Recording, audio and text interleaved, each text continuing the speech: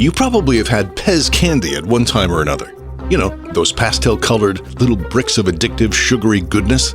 When Pez was first introduced about 100 years ago, it was marketed as a way to help quit smoking. But Pez pivoted big time in the 1950s when they took aim at the kids' market. They redesigned their dispensers to look like characters from cartoons, comics, movies, and TV. So you'd pull back on, say, Snoopy's head, and a piece of candy would shoot right out of his throat. Ew! Yeah, I know, but that's the way it worked. And it was a great ploy, because today nearly 5 billion Pez candies are sold every year, along with about 75 million dispensers. Now, the reason we bring all this up is because I've always wondered, we're kind of like the Pez candy of podcasts. You know, fun, bite-sized pieces of weird facts and stories. And here's the best part. You don't have to yank backwards on our hinged head in order to retrieve a bit of information out of our esophagus. Gross! Yeah, I know. I'm sorry.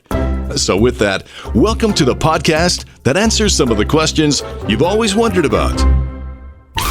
It's the Always Wondered podcast. Hi, I'm Rick Peterson. Thanks for joining us. This is the podcast where we explore life's little mysteries, one weird involuntary muscle spasm at a time. Which leads us to our question. Have you always wondered why we hiccup? And more importantly, why do we only do it at the most inopportune times? Do you, Kyle, take this woman to be your lawfully wedded wife, to have and to hold till death do you part? I'm sorry. What was that? I said Say again. No, really, Good Lord, Kyle, you had one job here today. Well, inside your chest, you've got a muscle called the diaphragm. Think of it as a trampoline for your lungs. Normally it bounces in a smooth, even rhythm. But sometimes, for reasons ranging from you ate too fast to the universe is messing with you personally, it suddenly freaks out and snaps downward. This causes you to inhale very quickly. And then your vocal cords slam shut like a grumpy store manager yelling, "We're closed!" And that creates the iconic sound. Why exactly it happens is less clear. It's been shown that babies spend about 2 to 3% of their time in the womb hiccuping. Maybe as a way to practice for drinking and breathing at the same time.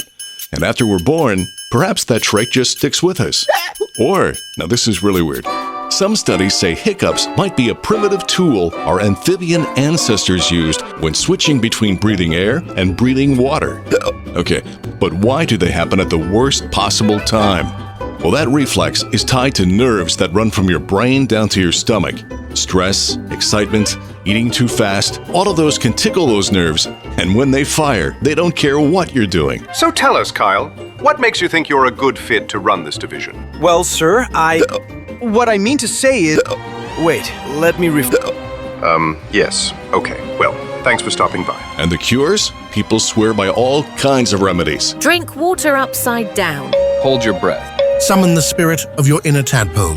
But honestly, they usually just leave on their own when your body has had enough fun.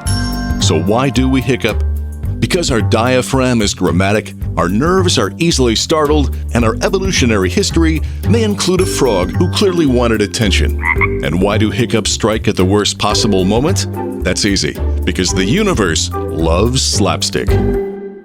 The Always Wondered podcast. If you're a parent, you know the list of baby accessories is a mile long. Bassinets, cribs, car seats, bouncers, strollers, carriers, monitors.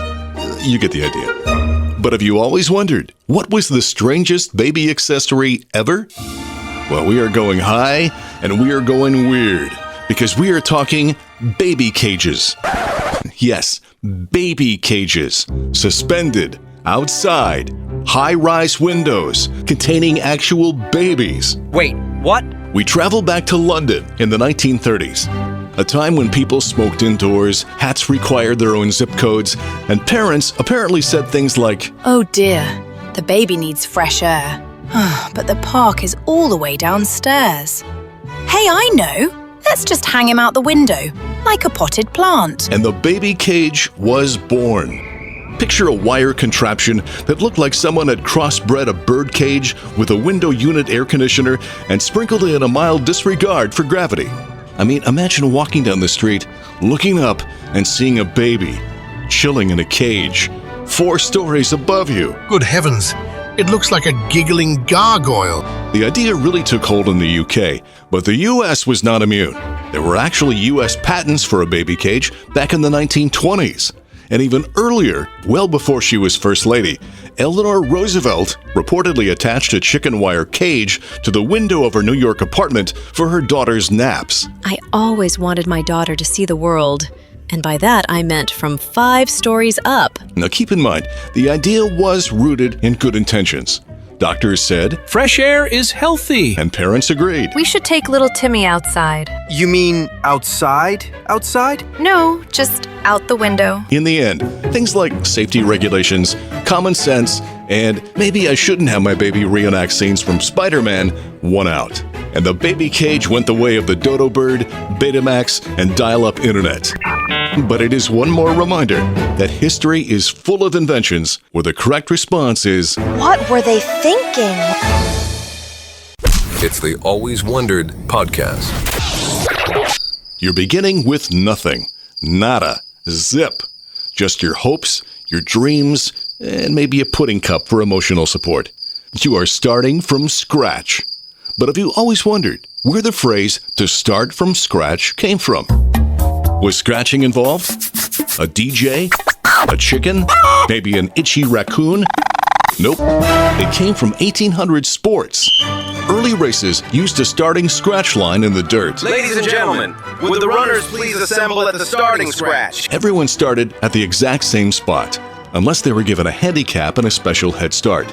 So starting from scratch meant no advantages. You mean I must run without a carriage? How preposterous! And it wasn't just running. The term also showed up in early boxing.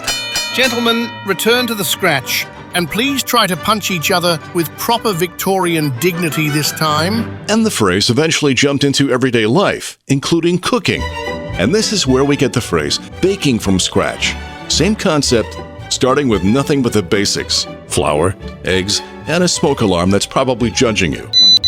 So today, whether you're recreating a project after your computer crashes, redoing an IKEA dresser after installing the drawers backwards, Oh, son of a... or baking biscuits without the assistance from the Pillsbury Doughboy, you are starting from scratch, just like the runners, boxers, and chefs that came before you, with nothing but the desperate hope that no one is watching too closely. The Always Wondered podcast. Well, that brings us to the close of another episode of Always Wondered. If you haven't done so yet, please hit subscribe. Now, I know that every podcast will ask you to do that, but how many ask you like this? That bottom don't delay. Learn weird stuff the really fun way. Okay, maybe there's a good reason why no one asks you like that. But we really do appreciate the support. And remember, you can also check us out on Facebook, TikTok, Instagram, and YouTube. All right. As always, we leave you with one to ponder. Have you always wondered, why do they call it a building when it's already built? Until next time, stay curious and keep wondering. I'm Rick Peterson. Thanks for listening. The Always Wondered podcast. If you like what you hear, please subscribe, leave a 5-star rating, and a review. Listen on Apple Podcasts, Spotify, or wherever you get your podcasts. Feel free to offer suggestions for future topics or simply reach out to alwayswonderedpodcast@gmail.com.